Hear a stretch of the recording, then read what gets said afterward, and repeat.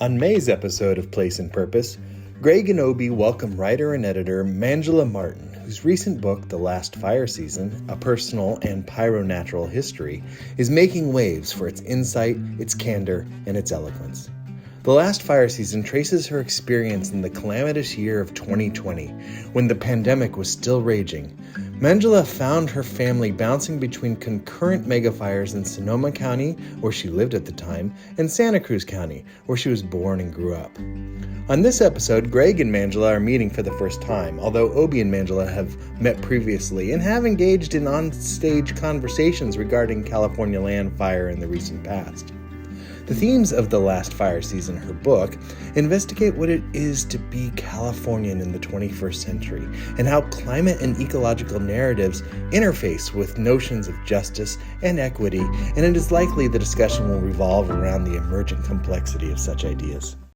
Place and Purpose. Here we are. are. Hello. Manjula Martin, thank you so much for joining Greg and I. Thanks for having us here. Thanks for having Good us on your morning, land, Manjula. Greg. I'm really excited that somebody who lives and works in Sonoma County is on the show. It's true. And knows all about the places that I'm familiar with. The West County, I kept going, is she in Forestville? I'm trying to determine all these things, but you can tell us later. But welcome. I'm glad that we met and because we share a place. We do, yeah. Thank you. It's an honor to be here, and thank you for having me on your land. We're not on the mountain peak. Where are we, Greg? We're in the Federated Indians of Great and Rancheria's farm and garden here. We have a 5-acre farm here. You'll hear the chickens in the background, and all the vegetables and flowers are out there. So we came down today because we can't get up to my house because the road is under construction. Yep. So thank you everybody for coming here. But it's kind of a cool new environment, right? Oh, I'm a garden girl, so I love it. When I was reading, I thought, oh, she'll be okay with this. Because I thought maybe she did, when I first thought maybe she just wants trees. But when I found, I said, oh, no. She started having the most fun in her father's garden. Exactly, yeah.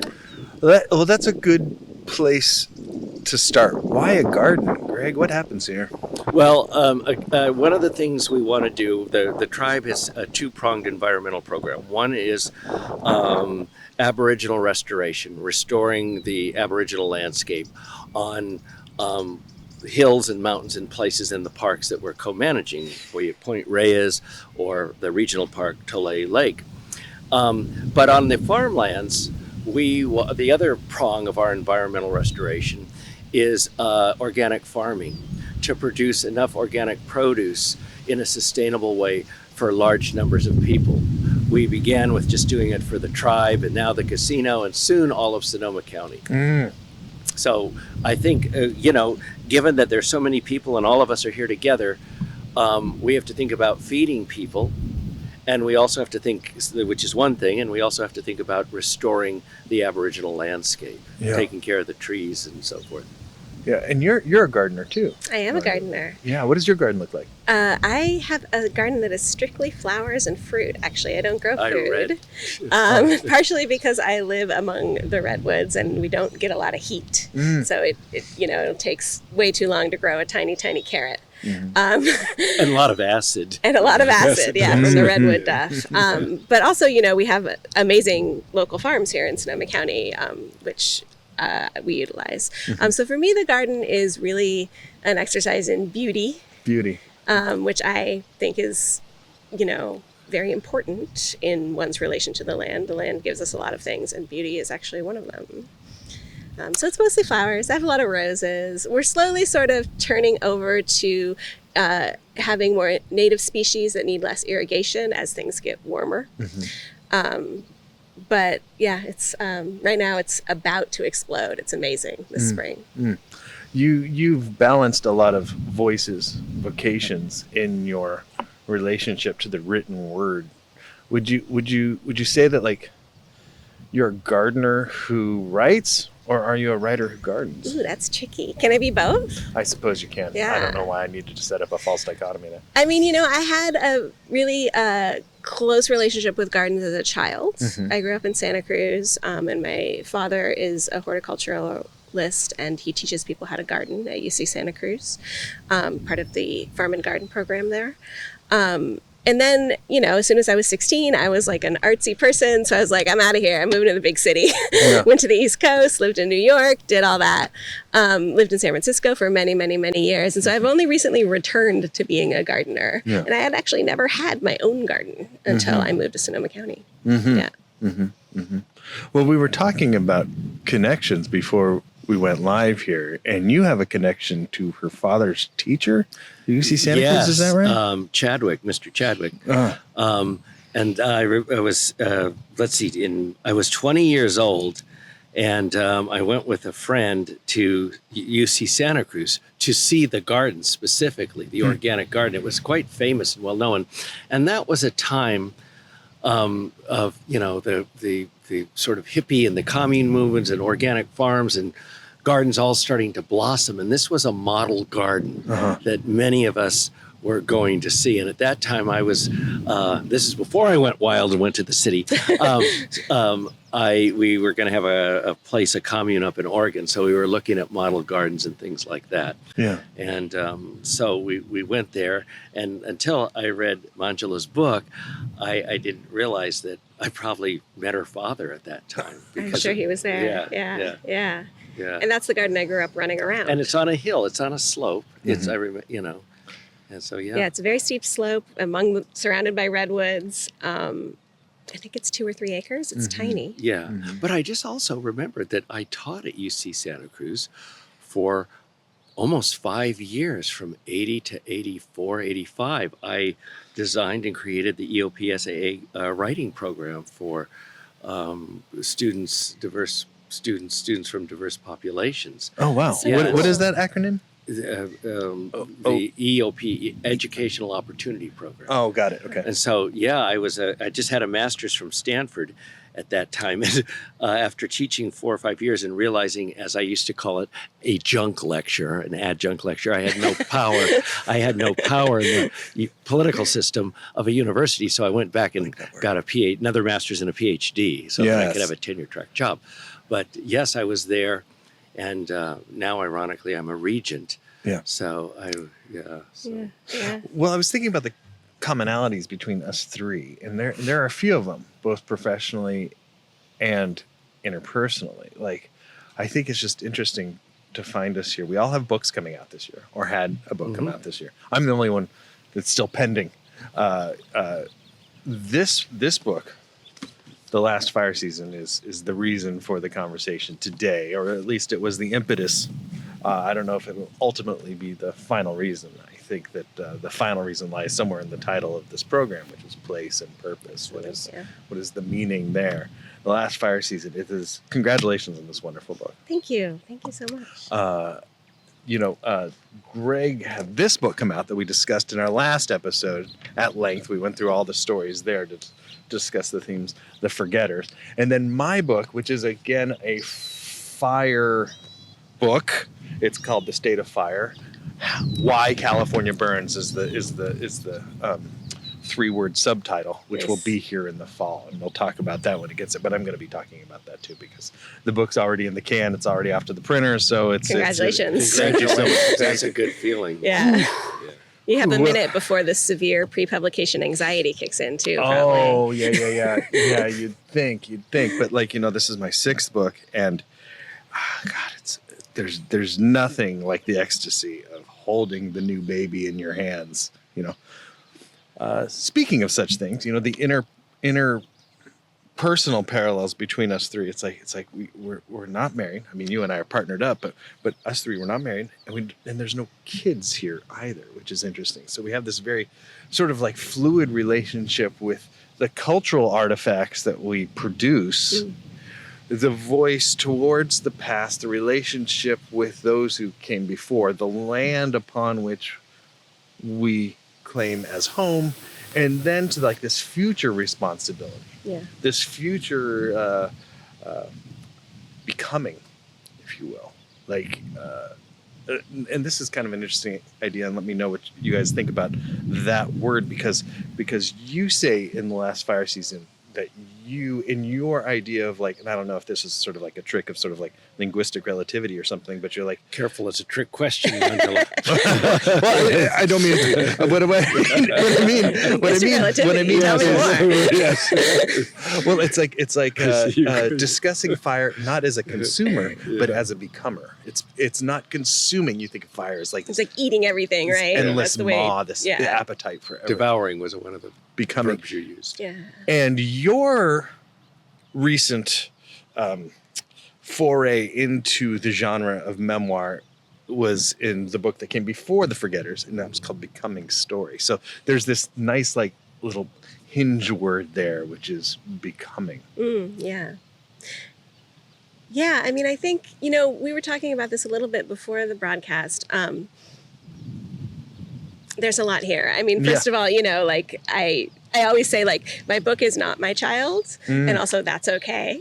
I think that, you know, there's a lot of sort of thinking about sort of generations and ancestors and legacies in terms of both arts and climate change and things like that.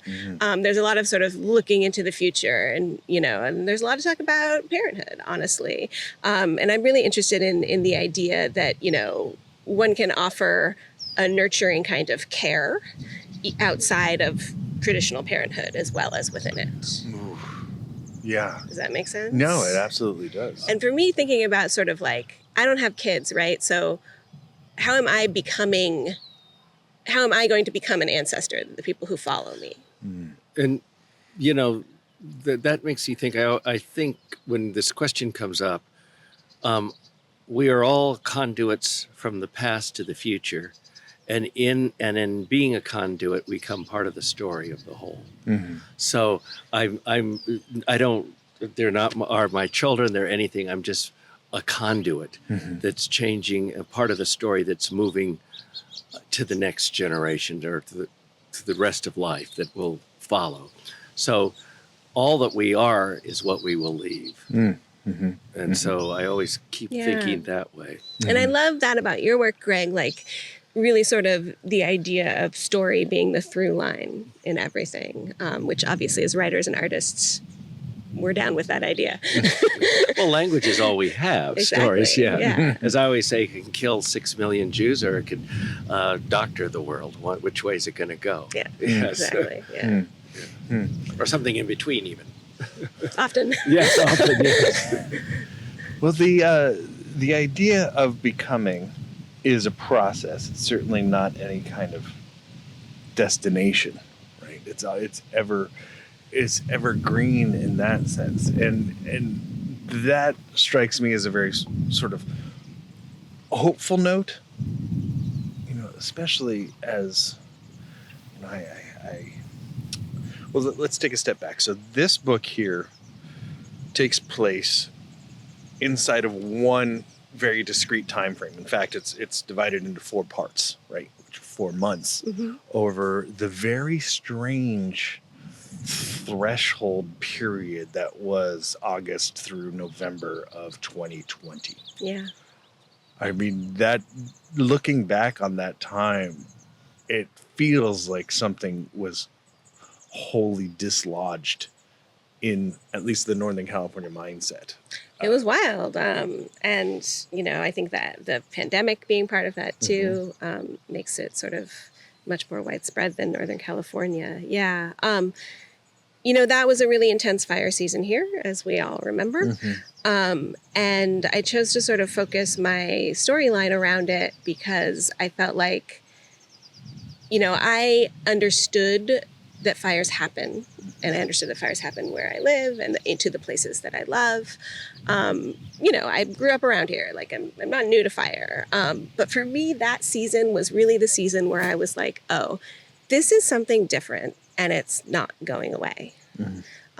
Like, we are going to continue to have these, you know, increasingly destructive, what they call mega fires. And so, like, well, it wasn't the moment I realized that, like, you know, I personally was affected by climate change. It was the moment where I think as a community, we realized this is going to keep happening. Do you feel that, Greg? As Absolutely. A Sonoma person? As a child, I mean, I grew up here. I was born and raised here. And in the last 72 years, I've seen so much change, so much that is virtually, Manjula, unrecognizable. So I remember one fire, but the magnitude of things is so much greater. And one of the things that people aren't talking about is, when I was a kid here, we would have at least a month or almost a month and a half worth of frosty nights where the roofs were frosty.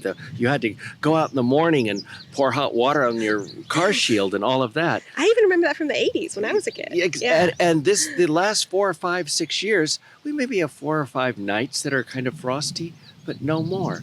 And these are the subtle things that are indicative of how great the larger changes are, and fire being the larger one. But one of the things I also really liked about your book is, and it's no secret that I'm bringing up something, personal, it's in your book, but your body at the time was going through this radical kind of situation.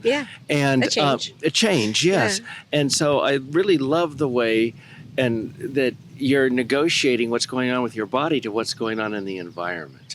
And that was, for me, that's always one of the interesting things, if writers can do that, and you do it very well, is this dialogue between what's happening to you physically and, let's just say, emotionally and every way else, with what's going on in the environment that you're living in. I mean, both are kinds of mirrors of one another, if you will. Yeah, in many ways. Thank you for bringing that up. I feel like I've just finished like a book tour and stuff, and everyone always wants to talk about the disaster parts and the fire parts. And for me, that is actually the thing of the book, is this relationship between what I call natural bodies, and my body is a part of the natural world as much as the body of that chicken over there. As all of us are, although his feathers are nicer than mine. But well, maybe ask the chicken to see what she thinks. That's true. That's true. Good point. But yeah, I mean, I think, I experienced a health crisis at the same time that I was experiencing this sort of like monumental fire experience, evacuating my home for not the first time, and seeing that sort of ring of fire that happened around Northern California that summer and fall.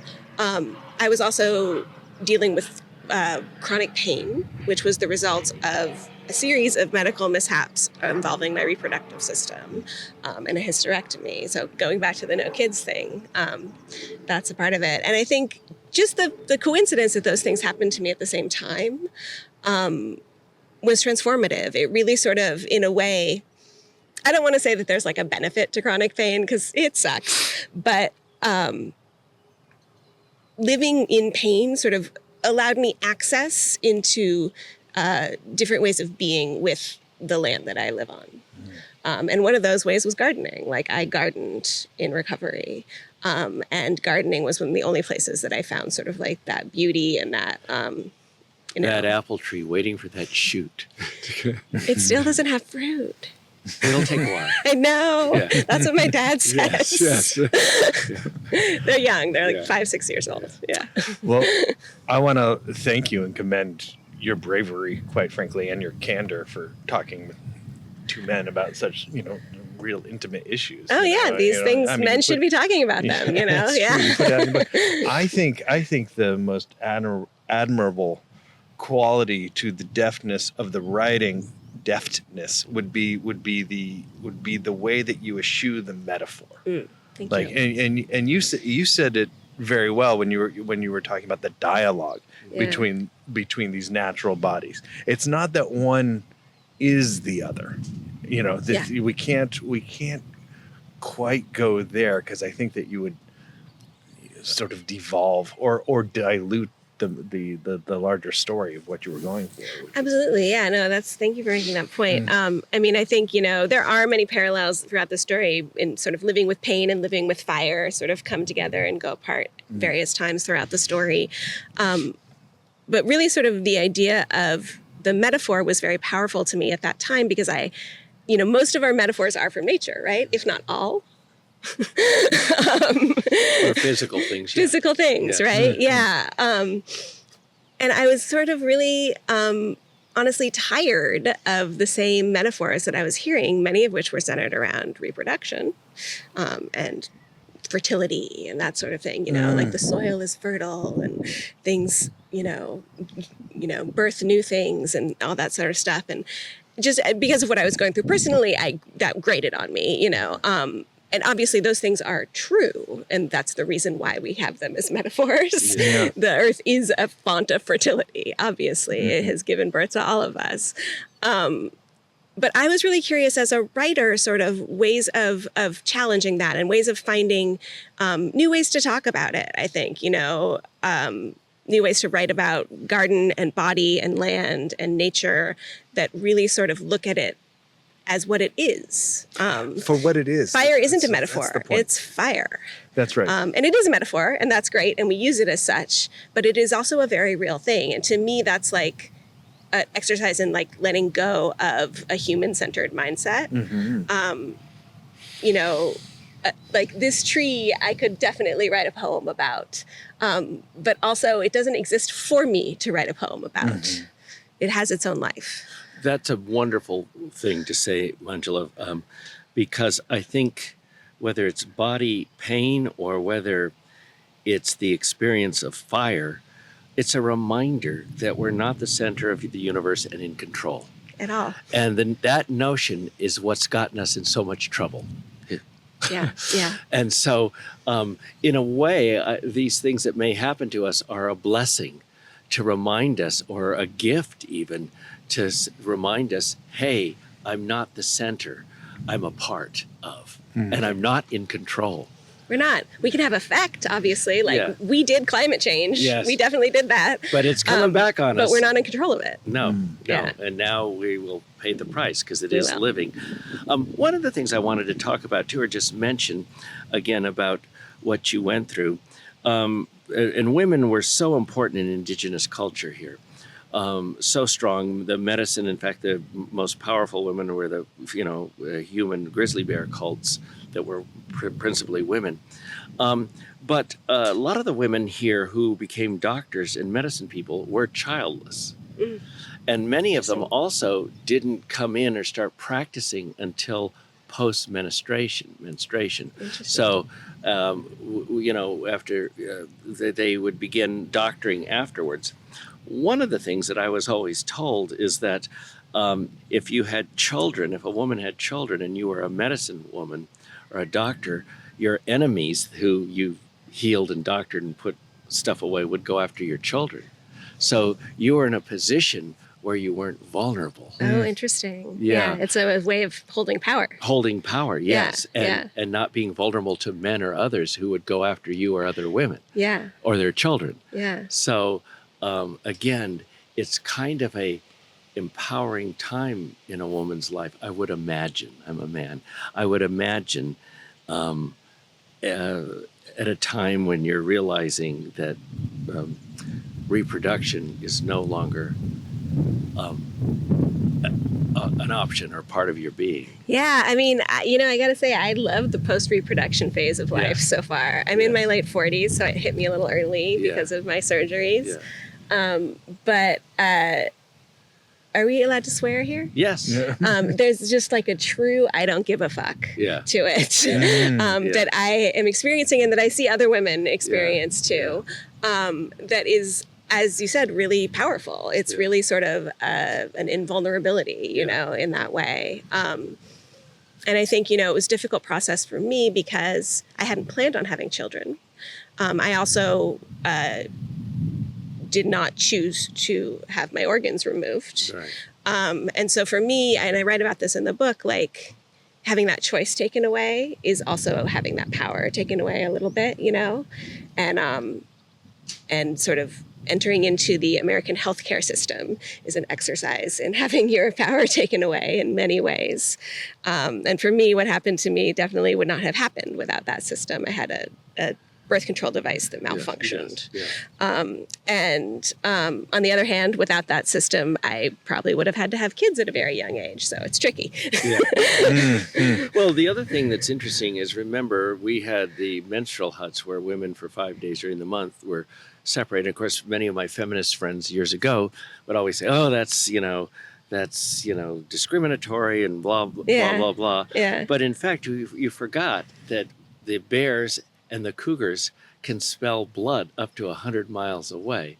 You go out, a woman goes out during that time, and she's totally vulnerable. Interesting, yeah. And because they can smell blood. And if you, as I always say, if you don't believe that, why don't you go swimming in Tamales Bay during white shark breeding season while you're menstruating and see how long you'll last? Yeah. But the landscape was that alive. And again, that was a reminder that we're not the center.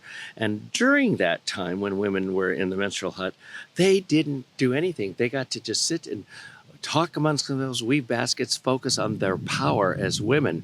Men had to serve them. We did everything. We call it, in contemporary times, queen for 5 days. And I kind of am envious. I'd love to be a queen for 5 days where, people just cooked and waited on me and I could sit and think and talk with the guys or whatever. Yeah, right? but then you have to go back to, millennia of oppression. Yes. So anyway, it's really interesting, but I really see, and I'm glad to see that you feel a sense of power and urgency and responsibility for all that you can do now. Absolutely, yeah. These events have definitely transformed my life in ways that ultimately I think are more about connection and more about sort of understanding, I guess. It's all kind of like your body saying, well, if you didn't get it before, you're going to get it now, right? You're going to understand now. Yeah. I mean, There's bodies do that. Yeah, there's an interesting relationship here between like power and control, which is a word we've been tossing back and forth here. You'd be holding to a certain corporate agenda that lets you down. The healthcare world, right? The 21st century for-profit system that we have here. Yeah. And I can't help but think, again, there's a parallel here that there's like this for-profit energy system around this global fossil fuel system that is now sabotaging our own agency towards enjoying frosty February nights. As there was so very recently. Is there something there, or am I? Well, in the same way as thinking about what is a value of a tree if it's not for me to make meaning from? Humans extract. It's kind of a thing we do. But there are ways of extracting and ways of, using land that are more reciprocal. Yes. Obviously, capitalist colonialism has not gone that route. And as you said, we're paying the price. I think I would joke like the villain of my book isn't fire, it's capitalism. And it's not explicitly just about that. I touch on it in different ways, both explicit and implicit. But to me, it's that basic sort of questioning of, what we have done with the places that we love and that we rely on for life, and what else we could do. How could that be different? And could we make a line sort of between as Tillage said, the original sin of separation from one another and from the land, and then fear, and then the power that we try to use to compensate that fear? That, to me, is sort of the underpinning of the consequences of reacting in the worst ways to fear, which is capitalism. Totally, yeah. And the notion that the more we can control and the more we can get and the more we can own, the safer we will be. Right. Which is a myth. It's a story gone wrong. It's a bad story. Yeah, and I mean, as good old revolutionaries say, it hurts everyone, even the oppressors. Everyone never feels really that. Safe. They're not sleeping well at night either. They're definitely still afraid, right? Yeah. And then I've met some of them and getting in the casino business. Yeah, I bet. And so forth. I've met a lot of them, and they still say, I was talking to one and I said, well, you're so rich and you got all this money. And he responded to me, well, Stephen Wynn has more money than me. Jelly. And I was going, I'm wearing an old T-shirt. You know, their perspective is just, I mean, bizarre. All of a It's sudden bizarre. they're fearing, Yeah. you know, who might have more. I mean, and there's no end to it. Yeah. Yeah. So capitalism being an economic entity that is surely related to nationalism. There's many antagonists in your book. We also have like this colonial.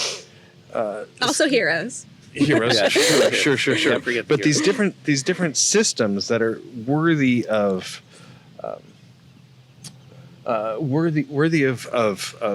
deconstruction.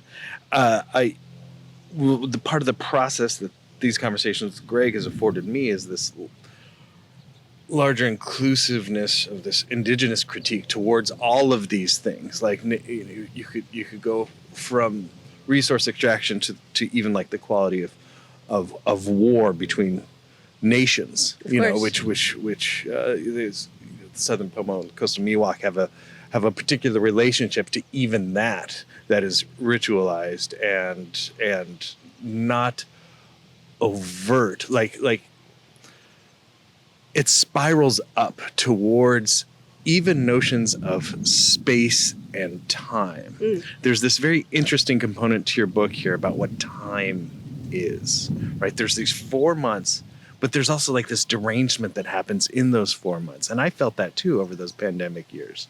Like it seems like that was the joke, right? What even is time anymore? What even is time anymore? Yeah.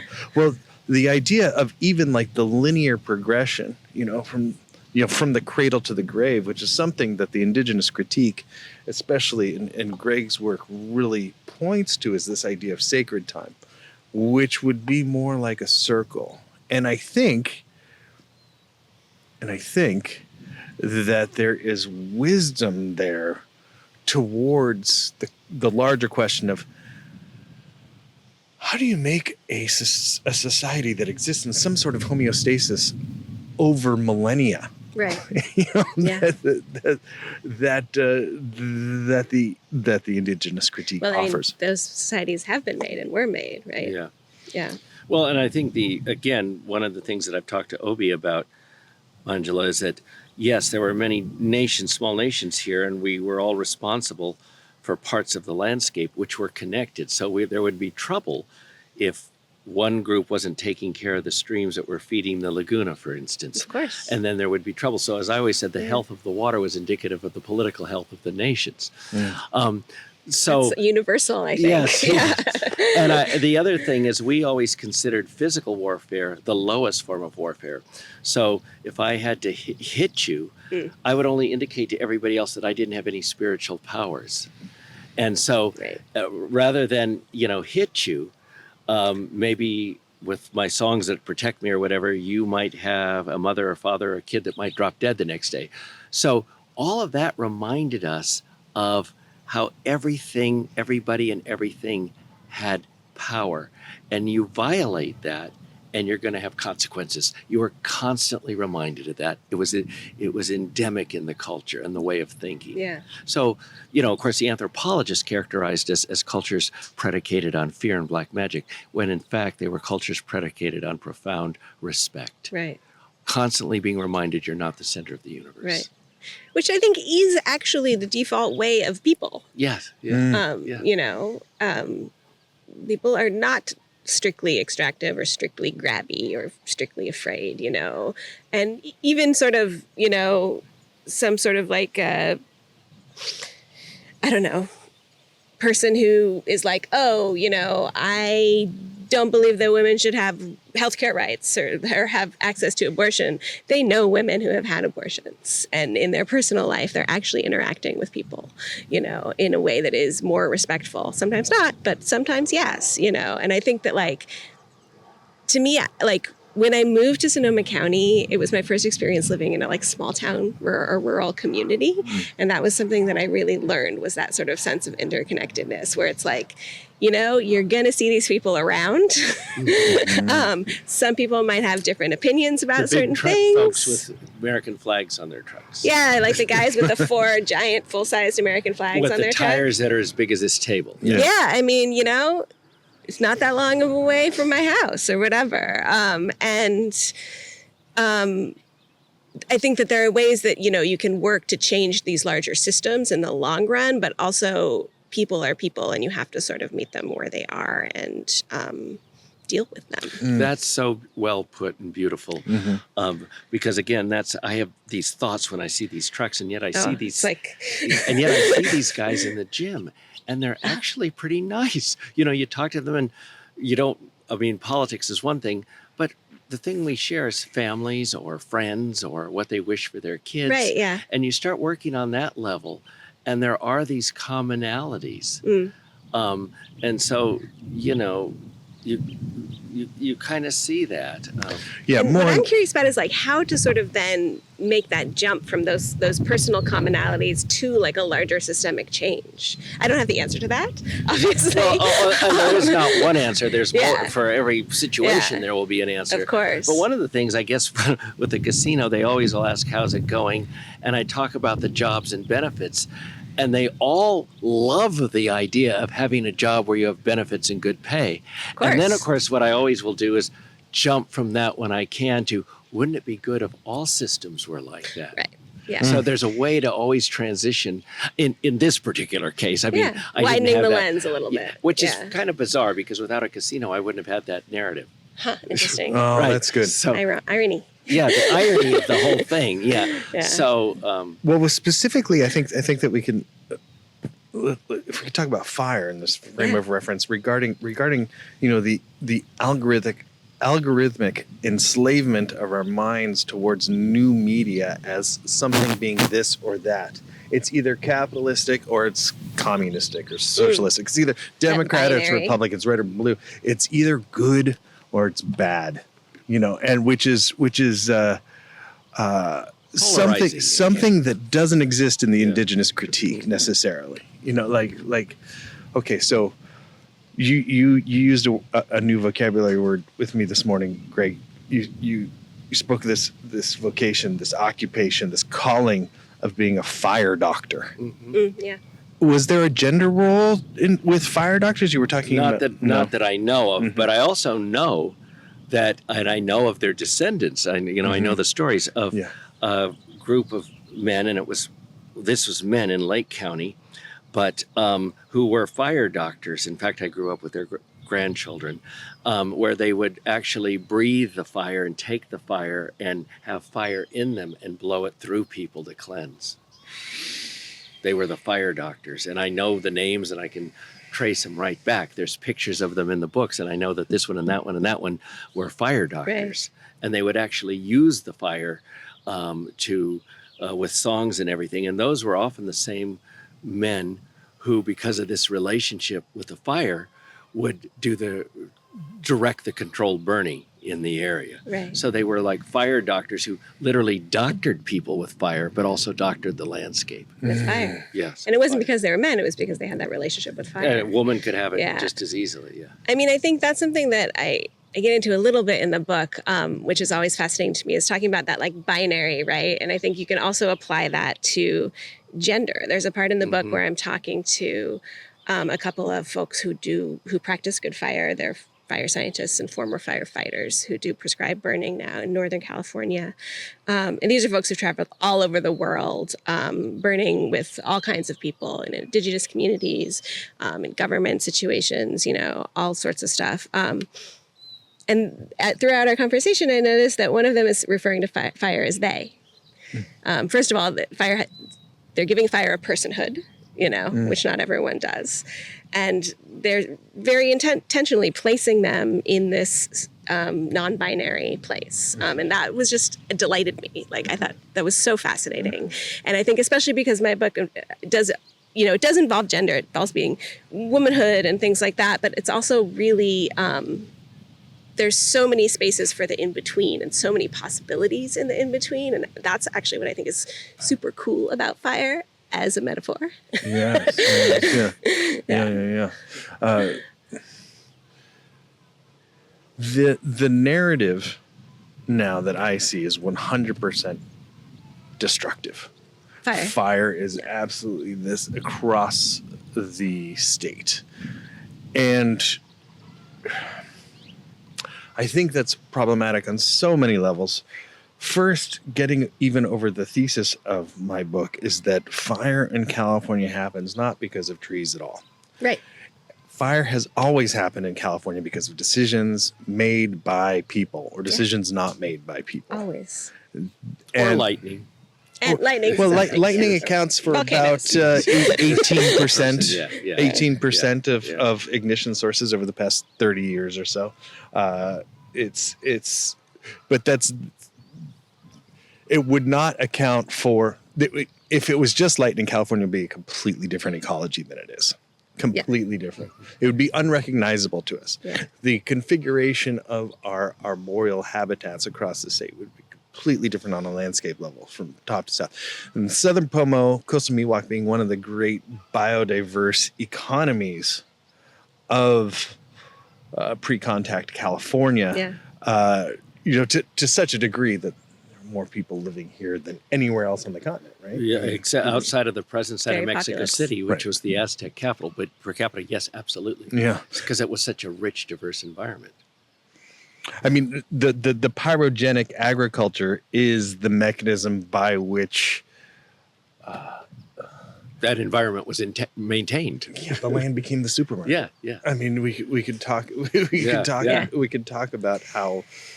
Well, I mean, the land hundreds still of is the species. supermarket. It just goes through a few trucks first, right? The trend towards It really hasn't simplification changed. in the grassland, for example, towards pasteurization, the pastoral quality of livestock growth, for example, and the missteps of agriculture. Like, how do we even go there? I would say that, okay, so I encountered a number of things in my book, and let me know what you think about these things. But after about 100 years of fire exclusion, More. Well, the 10 a.m. rule, Right. Yeah. which was 100 years ago. 1930, which was really taken offline for the most part in the 90s, which really accounted for the onset of mega fire across Northern California. Like, there was a decision by Cal Fire to not fight fires in the backcountry, to save those revenues, Right. to save all the human power required to put out a fire. The 10 a.m. rule stated that every fire was going to be put out by 10 a.m. That was the fire exclusion. 10 a.m. the following day after detection, right? And so that doesn't happen anymore. We let the fires burn as we are decoupling the science of forestry or commodification of timber and fire ecology, Right. as recognizing that California is not California without fire, without this release of energy into the habitat, into the ecology of the space. So there it's a very complex thing. It's like, we can't blame just climate here. Absolutely. California still burns because of decisions made or not made by people. Absolutely.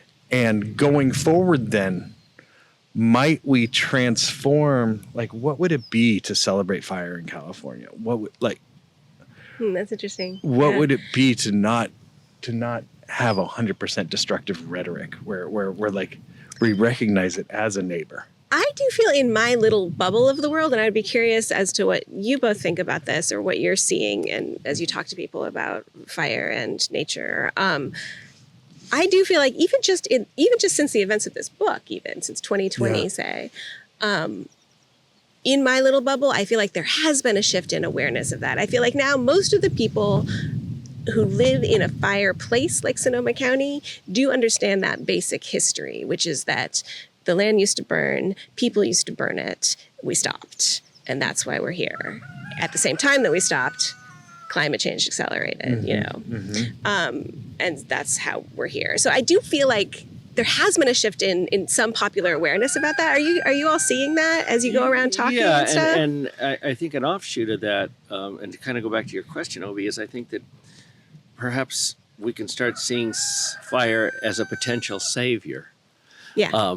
And I think that that's a way to begin to see it differently, that using fire in controlled burning situations is a way for us to save ourselves in the land, rather than see it as something that's destroying. It's something that is now enabling sustainability, enabling our continuance. Absolutely. To such a degree that it's my contention that fire may represent the single most profitable aspect to a new industry across California. It's going to influence everything from architecture to healthcare to artificial intelligence. If we want to burn, as California wants to burn. Historically, in Indigenous California, we had 6 to 10, upwards of 15 million acres a year. Yeah. Burn. Yeah. And now which for perspective, like I think it was 4 million that burned in 2020. Yep, exactly. Yeah. Exactly. And we all lost our minds but I know, it's going to transform what is the wildland urban interface too. Like actually like living in a fire prone landscape requires a changing attitude to the hard infrastructure and I don't see a lot of that cleanup. You're not seeing that, yeah. Well, I'm seeing a lot of understanding of it. I'm not seeing a lot of shifts in infrastructure that would allow that to happen. Action. I mean, the idea of, what would it be like if we, on a regular basis, burned, 5 to 20 million acres of this land every year. We can conceptualize that. I'm not sure physically how we get there. Right. Yeah, there's a lot of I think problems, but I want to jump way back, Sure, and remind us that the first law that was imposed upon us here by the Spanish was a law against burning, because when they saw us doing controlled burning, it interfered with their, if you want to call it, capitalistic colonizing enterprise, which is cattle raising and their animals and so forth. They thought we were burning the land so that their cattle and horses couldn't eat. Mm-hmm. Simultaneously, and to your book, Manjula, the other law that they imposed upon us at the same time was a law against bathing, because they couldn't stand to see us nude every day bathing. So once they put clothes on us, we were even more susceptible to European diseases and so forth. Yeah. So fire and what happened was beginning to happen with the landscape was happening with our bodies, just as you chronicled in your book. Absolutely. With your experience. I mean, what happens to the land happens to us. Yeah. That's just how it is. Yeah. There's not much we can do about that. As Mabel McKay always used to say, whether you believe it or not, it's true. Exactly. Yeah. God, what a woman. Yeah. I read your book about her. It's amazing. Well, I guess the converse of that is like Leopold's land ethic. It's just what is good for the land is good for the people. Yeah. Which is the sort of the positive aspect, I think, of what you just vocalized there. Yeah, absolutely. Yeah. So what is next? Where do you go after this? I mean, this is you wrote a gardening book with your dad, and you've done a bunch of editing. I think you edited a book about like how writers make money at some point. I haven't seen this book. Oh, yeah, I'll get you a copy. I'll get you a copy. It's like 10 years old now, but I think it holds up. It was called Scratch, Writers' Money and the Art of Making a Living. And it was actually an anthology of conversations with authors about sort of, not strictly how to make money, but more like the conundrum of being a creative person who also is a person who needs to make a living, and how different writers navigate that. And different writers' experiences with that. And that stemmed out of a online project that I had done in the early days of Twitter. I think something more, and I think it's probably more relevant now than ever, given what's happening to the publishing industry and books selling and all of that. Absolutely. So I think it's time to do a new anthology. Yeah, let's do it. Let's do it. I'm down. Yeah. I mean, I think like, on some level, people have asked me like how that book connects to my other books. And I actually think it totally connects. Totally. I mean, I think, a lot of what we talk about when we talk about the land is labor. And that's just like a huge component, even when you're talking about like controlled burns, doing more of that. Like, who is doing this work? What kind of jobs do they have? Do they have benefits?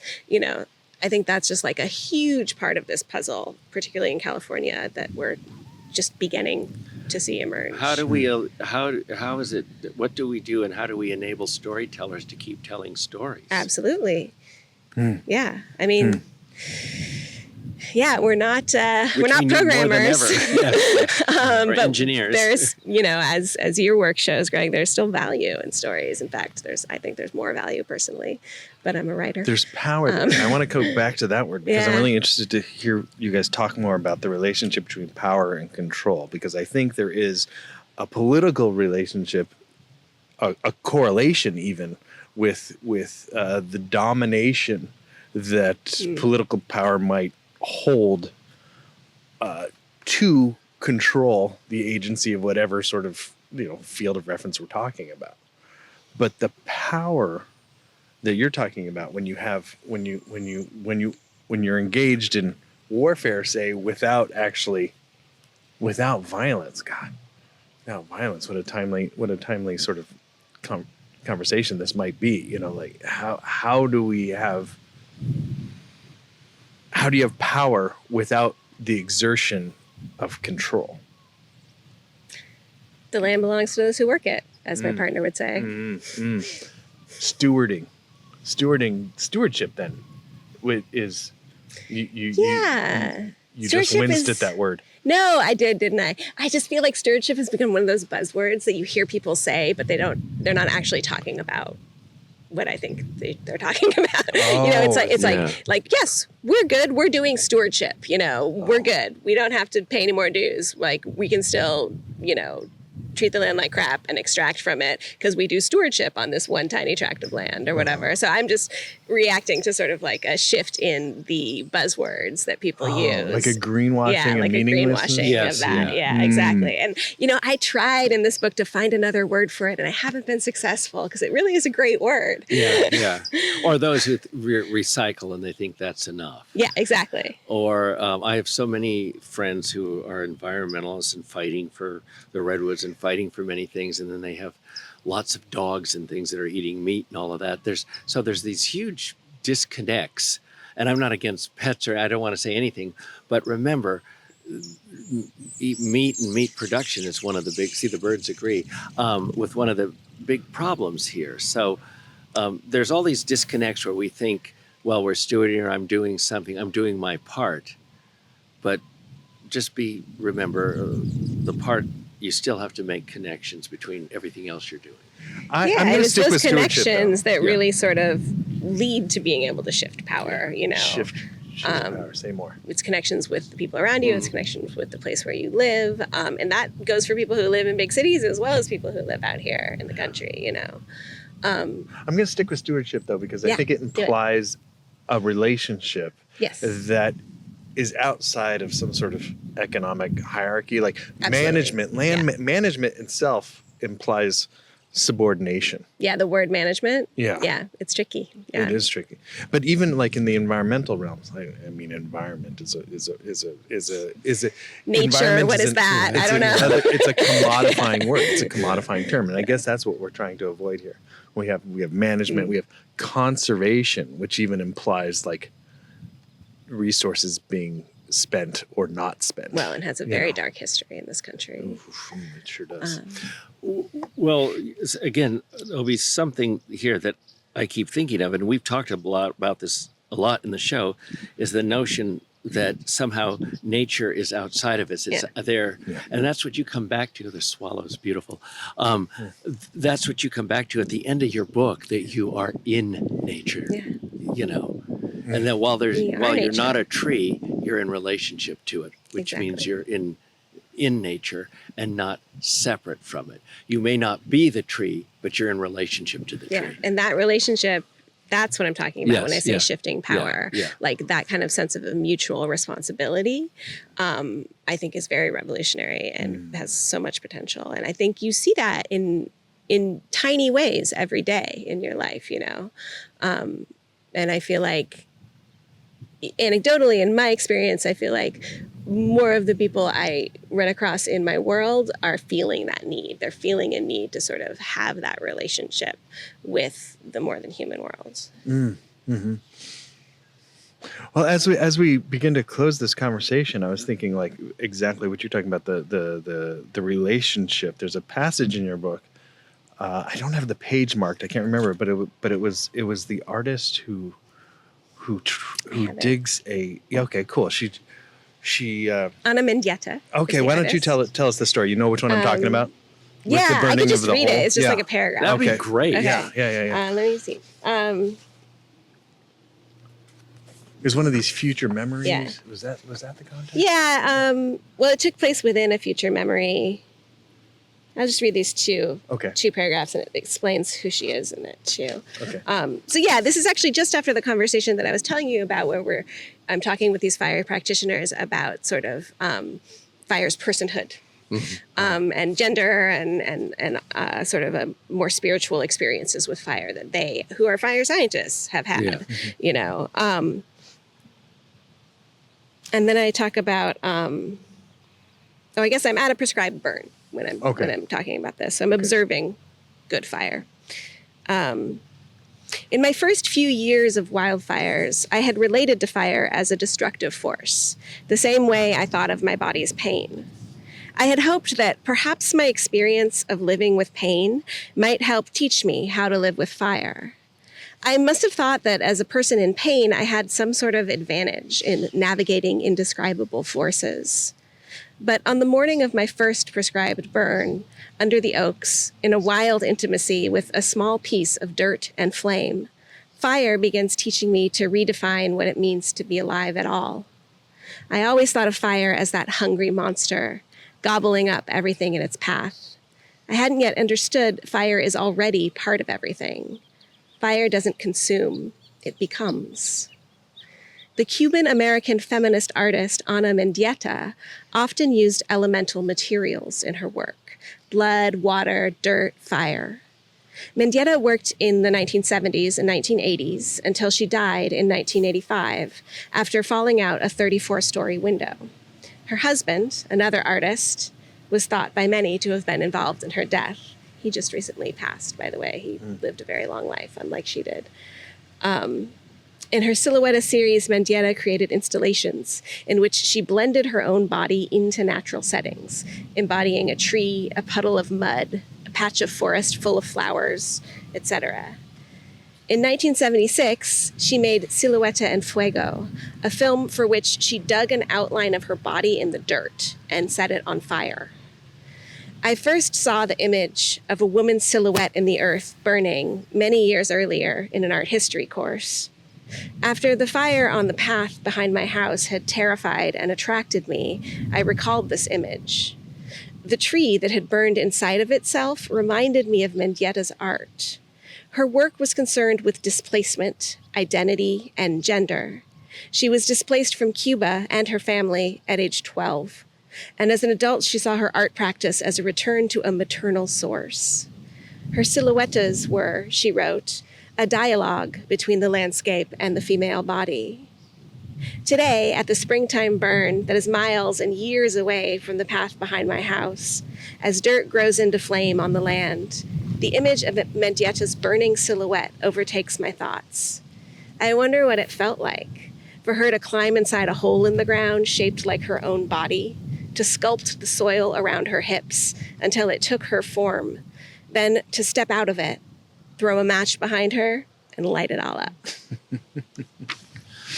You know, there's a novel that's just recently out by a Latina who writes, it kind of tells the fictional story of her. It's obviously based on her, and it parallels a Latinx writer dealing with the art scene today. Oh, cool. Do you know what it's called? I can't remember. Okay. It's I'll look it up. Yeah.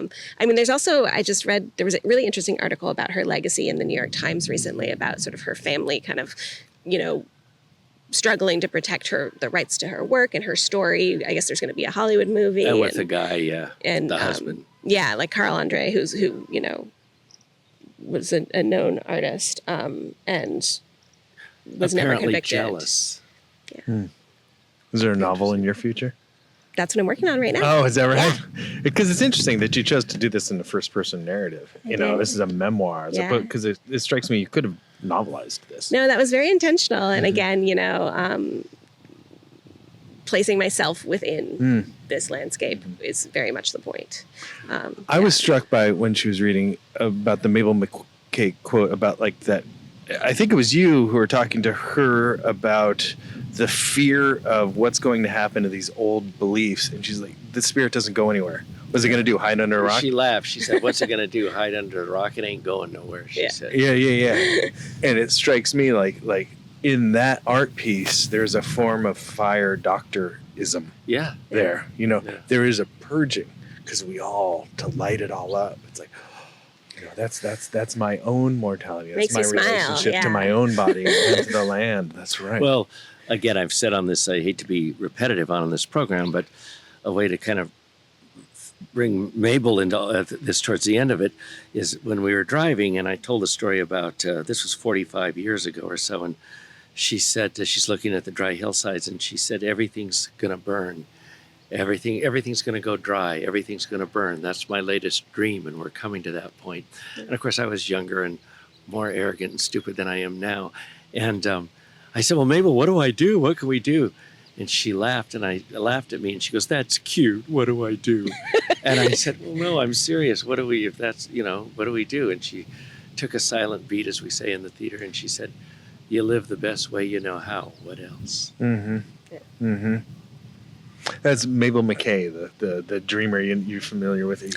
Yeah, I mean, I had a collection of quotes that I didn't use it as an epigraph in my book, but I had sort of as an inspirational, up on my wall or whatever. And that scene from your book is part of that collection. I needed 110,000 words to say that. She needed 5. That was Mabel. She was, as we say, expert at bottom lining things. Right? I would go on and on and on and all of that. And, she'd say, that's cute. And then she'd just nail me or something. That's cute. Yeah.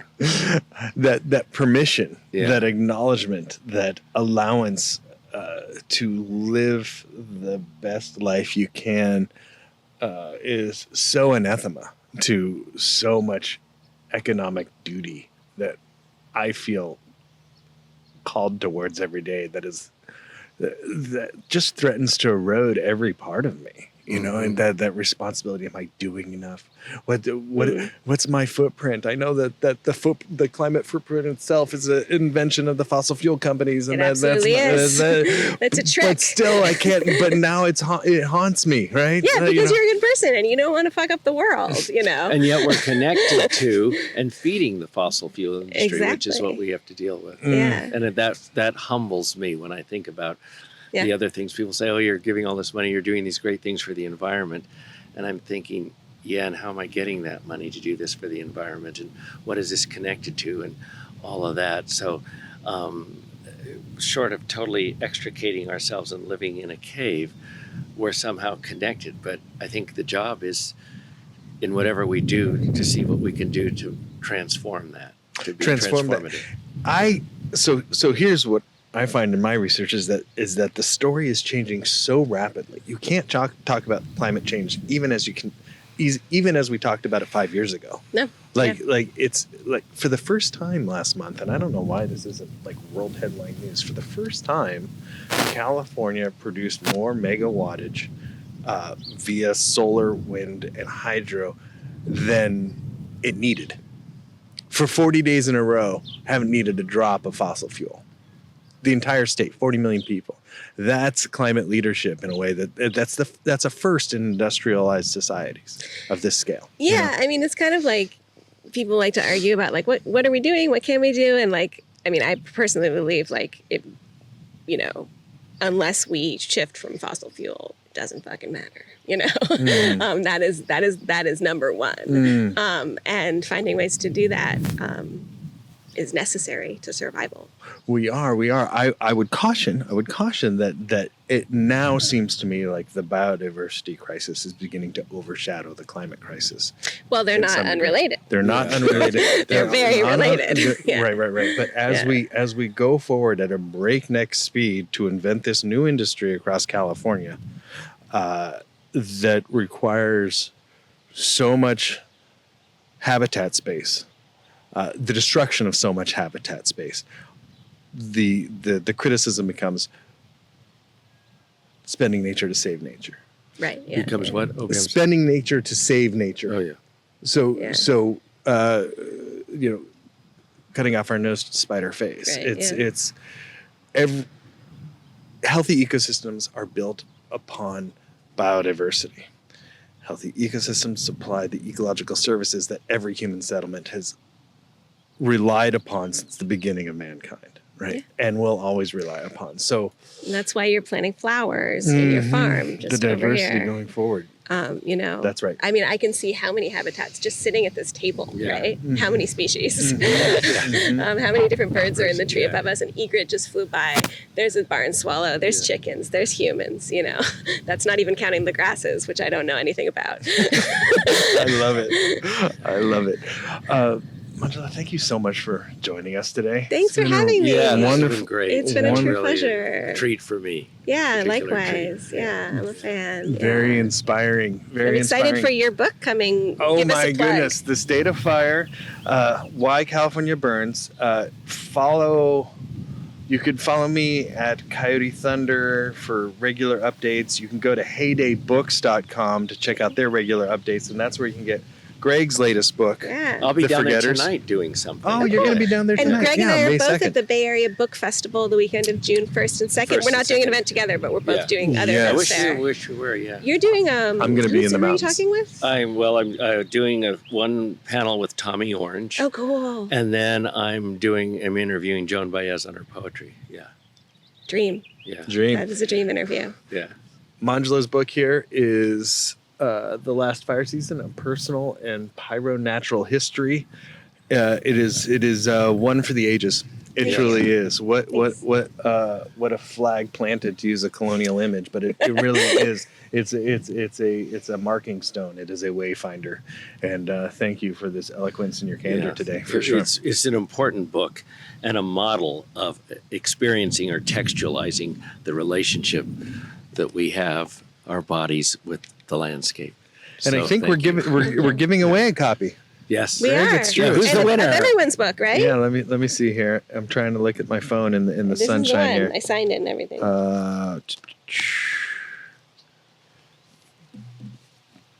Okay, the winner of the giveaway is Rainey Strauss from San Rafael. Oh, a local person. Yay. Nice. All right, very good. Well, Rainey, thank you so much. You can all register to win a book every month that Greg and I are doing this by just going to placeandpurpose.live and signing up there by just giving us your email. And I would like to thank again the Federated Indians of Great and Rancheria for so generously making this all possible. And I suppose that's it. Any closing words, Greg? No, thank my tribe. Be thankful. They've been so generous and good, and following what we've always believed, that we need to take care of one another in the land. Very good. Very good. All right. Thank you. Until next month. Thank you. See you. Bye. I want to thank these two red-tailed hawks. Isn't that amazing? Yeah. Aren't they gorgeous? Are they?